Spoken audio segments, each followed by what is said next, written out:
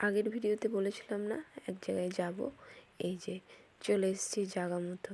আজকে আছে মেয়ের ফাইনাল কোর্স, তোমরা কিন্তু সবাই আশীর্বাদ করো। এই সেই খেলার মাঠ, 7-8টা অঞ্চল মিলিয়ে হবে খেলাটা। আমি তো খুব চিন্তায় আছি মেয়ে যে কী করবে। যা করবে করবে, পার্টিসিপেট করাটাই মেন, সাহসটা তো ভাঙবে।